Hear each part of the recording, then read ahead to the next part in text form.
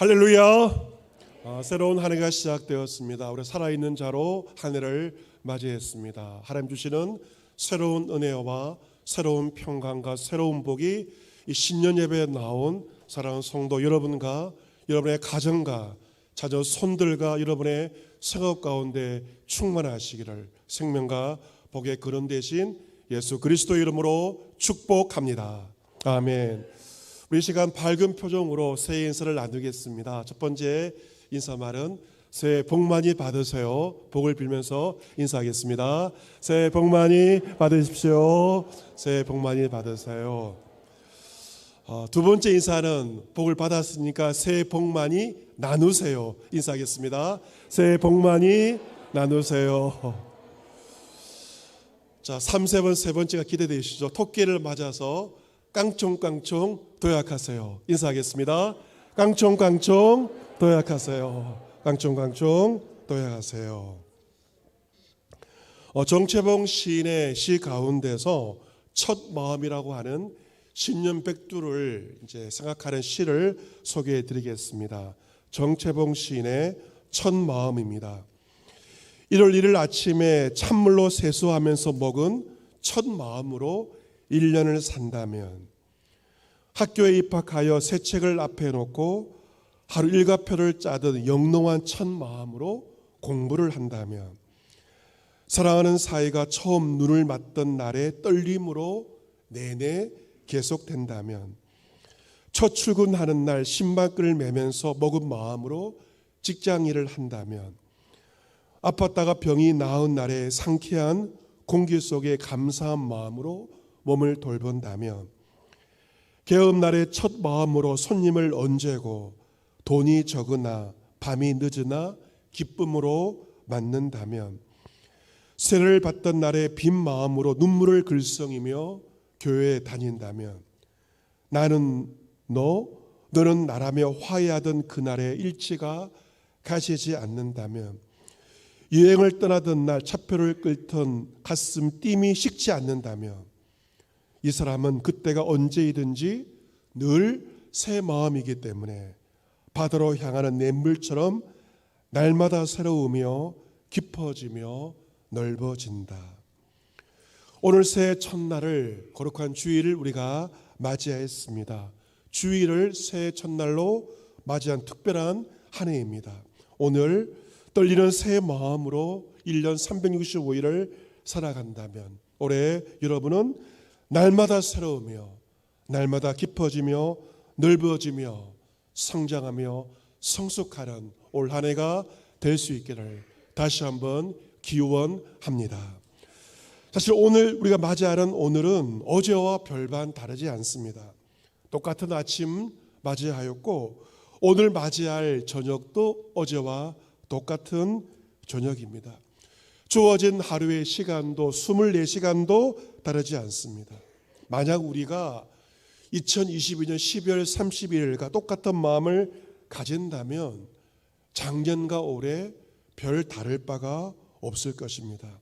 하지만 여러분이 새로운 마음가짐으로 올 한 해를 살아간다면 작년과 전혀 다른 새로운 한 해를 살아갈 수가 있을 것입니다. 오늘 본문의 말씀은 바벨론에서 나라를 잃고 포로살이를 하고 있던 이스라엘 백성들에게 주신 하나님의 회복의 말씀입니다. 저도 해외에 1년간 살아봤지만 다른 나라에서 사는 것이 좋은 것도 있지만 고달픈 것도 참 많습니다. 남의 나라에서 자신의 의지로 살아도 고달픈 것이 얼마나 많은지 모릅니다. 그래서 해외에 사는 많은 교포들이 고향으로 돌아오기를, 고국으로 돌아오기를 간절히 원하고 있습니다. 하물며 다른 나라의 포로로 살아가는 것은 경험해 보지 않아 잘 알 수 없지만 매우 힘든 것임에는 분명할 것입니다. 오늘도 우리 자녀님께서 기도하신 것처럼 난민들, 정치적인 이유로, 종교적인 이유로 고국을 떠날 수밖에 없는 그러한 난민들이 지구촌에 얼마나 많이 있는지 모릅니다. 울산에도 아프가니스탄 난민들, 고국에 살지 못하고 아프가니스탄 난민들이 울산 동구에서 우리와 함께 거주하고 있습니다. 지난주에 방영된 인간극장은 미얀마의 카렌족 난민 10살 소녀 완이아의 이야기가 방영이 되었습니다. 이 미얀마의 카렌족은 내전 상태여서 카렌족 많은 사람들이 미얀마에 살지 못하고 태국과 세계 여러 곳으로 흩어져 살고 있습니다. 이 와니아 소녀의 가족도 미얀마의 불안한 정세 속에서 조국을 떠나서 태국에서 살게 되었습니다. 이 와니아 소녀의 아빠는 미얀마 카렌족 출신의 유명한 가수였습니다. 내전을 피해서 태국으로 가던 중에 아빠는 불의의 사고로 세상을 떠나게 됩니다. 이제 와니아의 엄마는 와니아와 두 아들들과 함께 6년 전 난민의 신분으로 한국으로 오게 되었습니다. 엄마는 태국 식당에서 한국인 태국 식당 열심히 일하며 한국에서 정착하기 위해 가장으로서 열심히 애쓰며 일을 하였습니다. 그런데 올해 배가 딱딱하다며 병원을 찾게 되었는데 가람 말기 판정을 받게 되었습니다.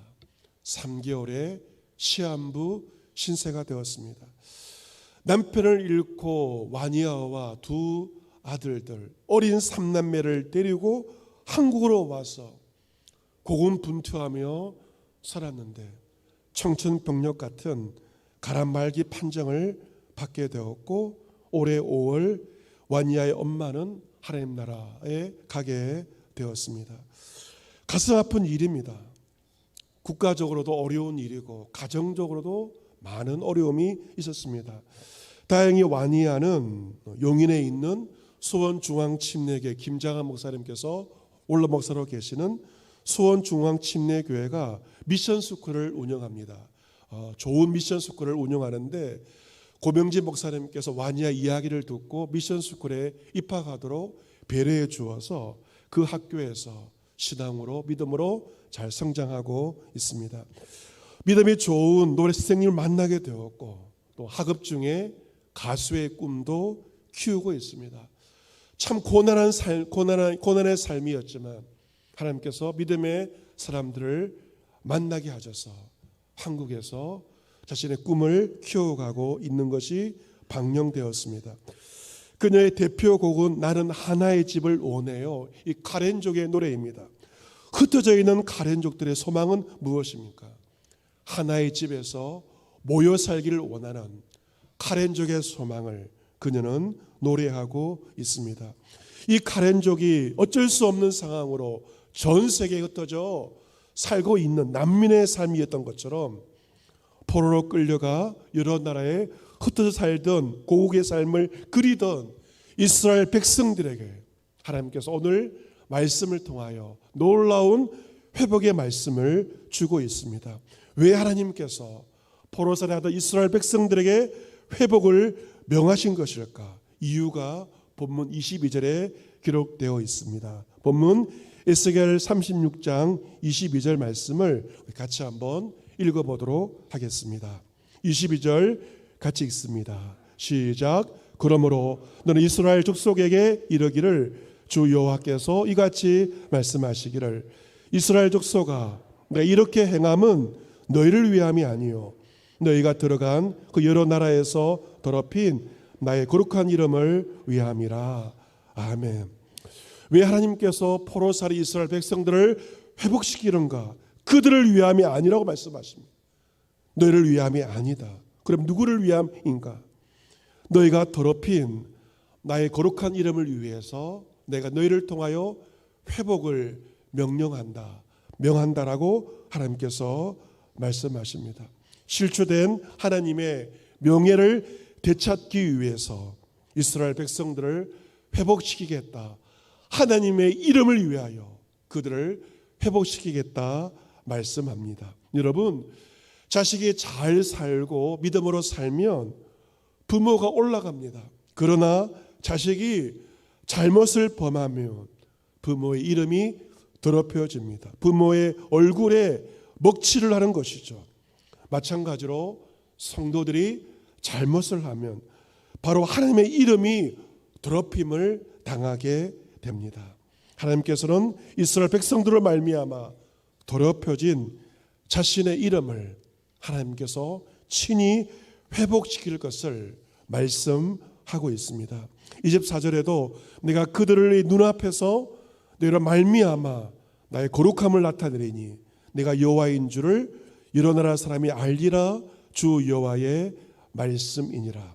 그들을 회복시키는 말미암아 하나님의 거룩하심을 세계 만방 가운데 나타내실 것을 하나님께서 말씀하십니다. 그렇다면 하나님께서 행하시는 회복의 모습은 어떤 모습인가 궁금해집니다. 첫 번째는 바로 모으시는 것입니다. 24절이 그것을 말합니다. 내가 너희를 여러 나라 가운데서 인도하여 내고 여러 민족 가운데서 모아 데리고 고국 땅에 들어가게 하겠다. 하나님께서 회복의 메시지를 주고 있습니다. 지금 그들은 그들의 죄악으로 말미암아 여러 나라들 가운데서 흩어져 포로살이를 하고 있습니다. 하나님께서 말씀하시죠. 흩어진 너희들을 모으시겠다. 그리고 고국 땅으로 들이시겠다 말씀하십니다. 흩어짐이 하나님의 심판이라면 모이는 것이 회복입니다. 가정이 흩어지는 것, 교회가 흩어지는 것이 심판이라면 가정이 모이고 교회가 성도가 모이는 것이 하나님의 회복입니다. 하나님의 회복의 첫 번째 역사는 모이는 것, 흩어진 자들이 모일 것에 대해서 하나님께서 말씀하십니다. 그리고 25절은 두 번째 역사가 바로 정결입니다.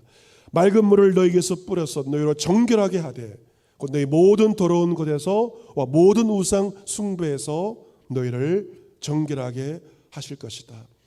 이스라엘 백성들은 바벨론 포로살이 하면서 하나님을 섬길 수 없었고 바벨론의 그 우상들을 숭배하고 있었습니다. 하나님은 더러움 가운데 있는 그들, 우상을 숭배하던 그들을 정결하게 하실 것을 말씀하십니다. 회복의 첫 번째가 모이는 것이라면 회복의 두 번째는 정결케 하시는 것입니다. 무엇으로 정결케 하시는가? 맑은 물을 너에게 뿌려서 너희로 정결하게 하겠다.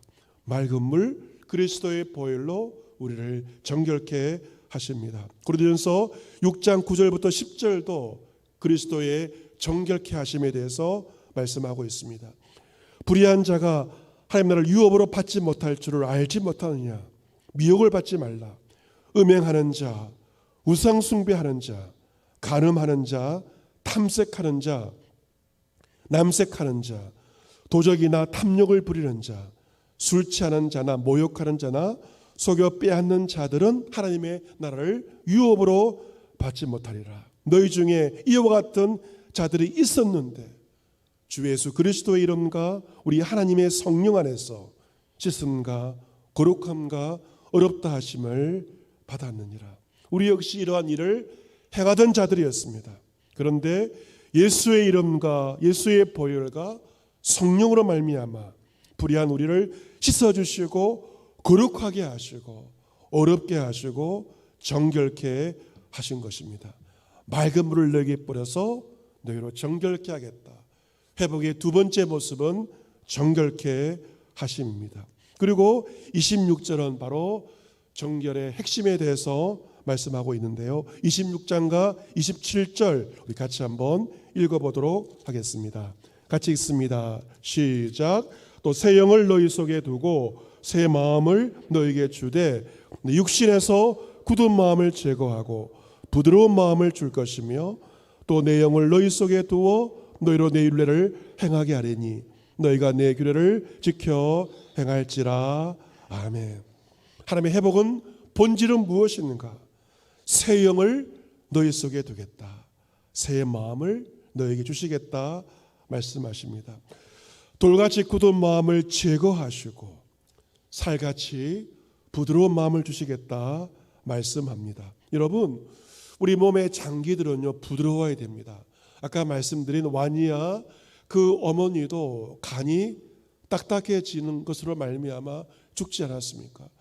우리의 장기가 굳어지면 죽는 것이에요. 여러분, 우리 몸의 장기가 어느 정도 쓸만하면 병이 들어도 그것을 치유하고 수술할 수가 있습니다. 그런데 여러분, 우리 몸의 장기가 결정적으로 망가지면 어떻게 손쓸 수가 없습니다. 그렇다면 최후의 수단이 남아 있습니다. 그것이 무엇일까요? 장기 이식입니다. 건강한 간을 이식하고 건강한 폐를 이식하고 건강한 심장을 이식하는 것이 최후의 수단입니다. 그런데 하나님께서 오늘 말씀에 장기 이식을 하신다는 것입니다. 우리의 마음을 이식하십니다. 내 마음, 돌같이 굳어버린 딱딱한 마음, 죽어버린 마음을 수술해서 제거하시고 이식하십니다. 살같이 부드러운 마음을 줄 것이라고, 이식하실 것이라고 약속하십니다. 여러분, 농사를 지을 때 기본이 무엇입니까? 먼저 밭을 가는 것입니다. 올해도 우리가 주말 농장에 새 농사를 할 때 제일 먼저 할 것은 묵은 밭을, 겨우내 언 밭을 엎어야만 새 농사를 지을 수 있습니다. 농사의 기본은 밭을 갈아야만 좋은 열매를 맺을 수 있습니다. 우리의 마음밭도 마찬가지입니다. 돌같이 굳어 딱딱해진 여러분의 마음밭에는 어떠한 주님의 역사도 이루어질 수가 없습니다.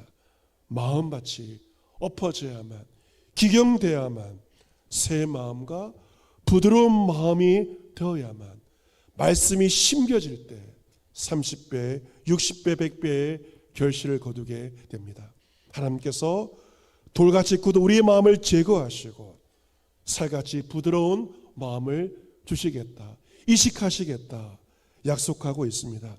이처럼 우리에게 새 영을 주시며 새 마음을 주시는 하나님의 목적이 본문 27절에 나와 있습니다. 본문 27절 말씀 같이 한번 읽어보도록 하겠습니다. 같이 읽습니다. 시작. 또 내 영을 너희 속에 두어 너희로 내 율례를 행하게 하리니 너희가 내 규례를 지켜 행할지라. 아멘. 너희가 내 말씀을 지켜 행하는 것은 순종을 말합니다. 하나님께서 우리에게 순종을 원하세요. 하지만 굳은 마음을 가진 자들은요, 죽었다 깨어나도 순종하지 못합니다. 늘 불순종하다가 그냥 죽는 것입니다. 누가 순종하는가? 하나님의 영이 임하고 하나님의 마음이 부어지는 자, 부드러운 마음을 가진 자는 주님께 순종하게 됩니다. 순종은 나의 의지로 하는 것이 아니라 하나님의 영이 내 마음 가운데 부어지고 주의 마음이 부어질 때만 순종하는 것입니다. 나의 의지로 순종하는 것이 아니라 주의 은혜의 부어주심과 성령의 인도하심 가운데 순종하게 되는 것이죠. 하나님은 그의 영을 부어주시고 그의 마음을 부어주시로 말미암아 우리가 불순종의 자녀에서 순종의 자녀로 변화되게 하십니다.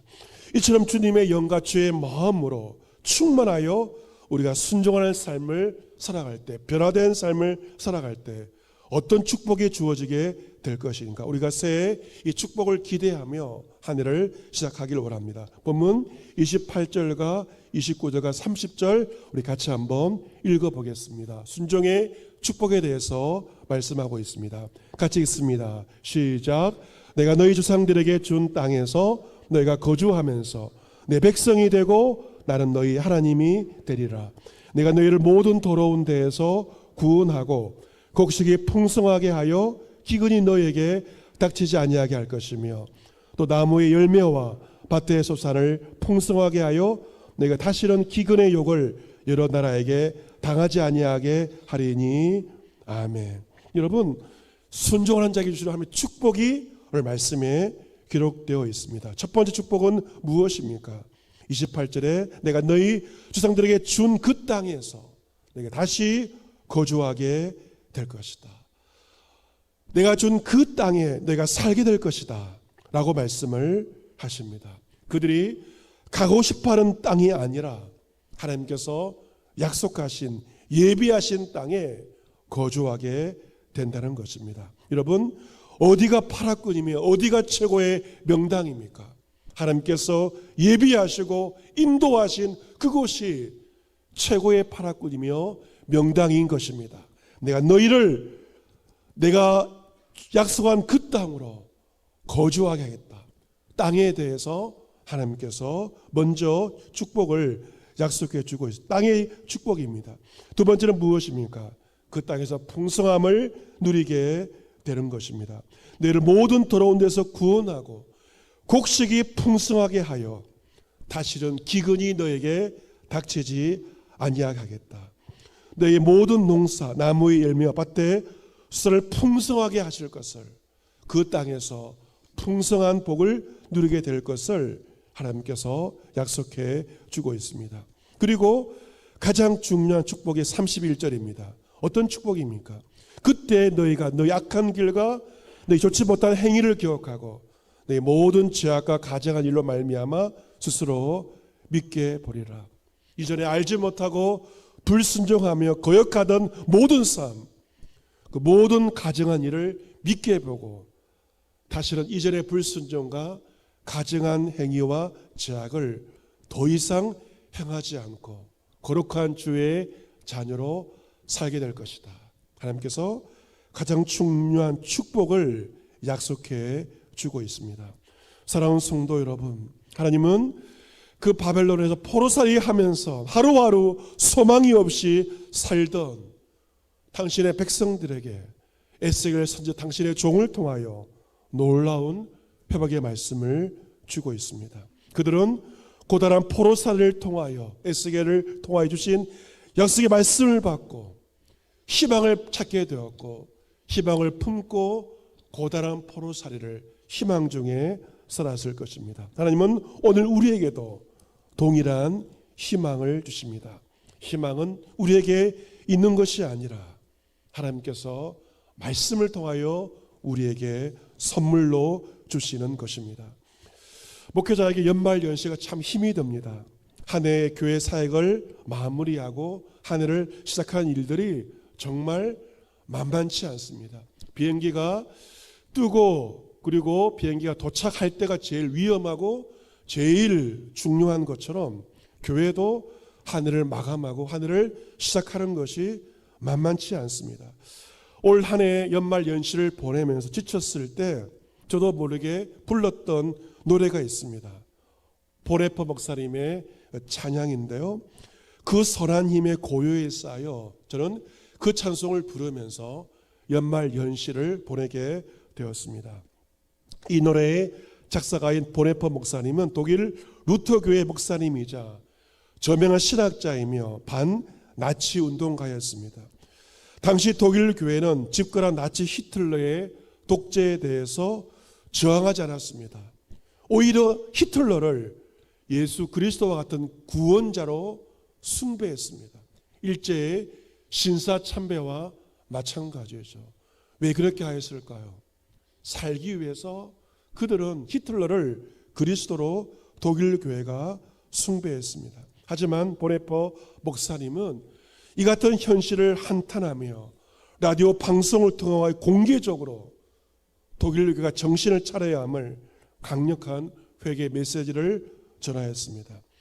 그는 히틀러를 암살한다는 무고죄로 1943년 4월 5일 감옥에 투옥되었습니다.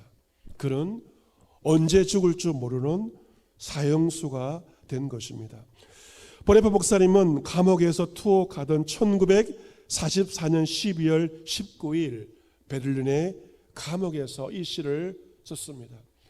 1년 동안 감옥살이 하였고 이제 성탄절을 앞두고 새해를 맞이하는데 언제 죽을 줄 모르는, 내일 죽을 줄 모르는 그 사형수의 신분에서 지은 시가 여러분 궁금하지 않습니까? 그런 보네퍼 목사님은 죽기 전 마지막으로 가족과 약혼녀에게 이 시를 쓰면서 유언을 남겼습니다. 죽음은 끝이 아니라 영원한 삶의 시작이다. 죽음은 끝이 아니라 영원한 삶의 시작임을 고백하면서 이 시를 적었습니다. 그 시를 소개해드리겠습니다. 1절, 그 선한 힘에 고요히 감사하여 그 놀라운 평화를 누리며 나 그대들과 함께 걸어가네. 나 그대들과 한 해를 여네. 2절 지나간 허물 어둠의 날들이 무겁게 내 영혼 짓눌러도 오 주여 우리를 외면치 마시고 약속의 구원을 이루소서. 3절 주께서 밝히신 작은 촛불이 어둠을 헤치고 타오르네. 그 빛에 우리 모두 하나 되어 온 누리에 비추게 하소서. 4절 이 고요함이 깊이 번져갈 때 저 가슴 벅찬 노래 들리네. 다시 하나가 되게 이끄소서. 당신의 빛이 빛나는 이 밤. 후렴은 이러합니다. 그 설한 힘이 우리를 감싸시니 믿음으로 일어날 일을 기대하네. 주 언제나 우리와 함께 계셔서 하루 또 하루가 늘 새로워. 사형수의 신분, 감옥에서 놀라운 고백을 한 것입니다. 그런 감옥이었지만 선하신 힘 가운데 주의 평안 가운데 날마다의 삶을 보내었고 이듬해 4월 하나님의 나라로 가셨습니다. 그렇습니다. 아무리 어둡고 절망적인 감옥 같은 상황이라 할지라도 내일을 기대할 수 없는 사형수의 신분이라 할지라도 주의 신실하심과 선하심이 우리를 이끄신다면 우리는 두려워하지 않고 오히려 주님을 기대하며 하루하루 늘 새로운 삶을 살아갈 수 있을 것입니다. 사랑하는 성도 여러분, 우리 모두에게 똑같은 한 해가 주어졌지만 올 한 해 동안 여러분 가운데 많은 차이가 있을 것입니다. 어떤 사람은 한 해 동안 큰 성장을 이룰 것이고 어떤 사람은 제자리에 있을 것이고 어떤 사람은 퇴보하게 될지도 모릅니다. 주어진 하루하루 어떻게 살아에 따라서 엄청난 차이가 여러분 가운데 있을 것입니다. 오늘 나에게 주어진 하루의 소중함을 알고 최선을 다하는 사람이 되시기를 바랍니다. 우리 최선보다 더 중요한 것은 하나님의 영이 역사하심입니다. 하나님께서 역사하시는 것이 우리의 최선보다 더 중요합니다. 여러분, 우리에게 중요한 것은 우리의 상황이 아닙니다. 우리의 마음입니다. 마음을 지키는 것이, 마음을 새롭게 하는 것이 가장 중요합니다. 죽고 사는 것, 우리 마음에 달려 있습니다. 여러분에게 작년에 많은 어려움이 있었을 것입니다. 경제적으로도 많은 손해를 본 사람들도 있을 것입니다. 괜찮습니다. 여러분의 마음만 지키고 새 마음과 새 영으로 시작한다면 여러분은 올 한 해를 다시 한번 힘차게 도약하며 달려가게 될 것입니다. 새로운 한 해, 새로운 영과 새로운 마음으로 선하신 힘으로 날마다의 삶을 힘차게 달려가시기를 바랍니다. 주님과 함께, 그대들과 함께 믿음의 경주를 시작하고자 합니다. 올 한 해 믿음의 경주, 새로운 영과 새로운 마음으로 새롭게 감당함으로 하나님의 회복을 경험하며 하나님의 거룩하심을 드러내며 그분을 전 세계 만방에 알리며 하나님께 영광 돌리며 성장과 성숙을 경험하는 이런 모두가 될 수 있기를, 최고의 한 해가 될 수 있기를 구주 예수 그리스도의 이름으로 축복합니다. 아멘.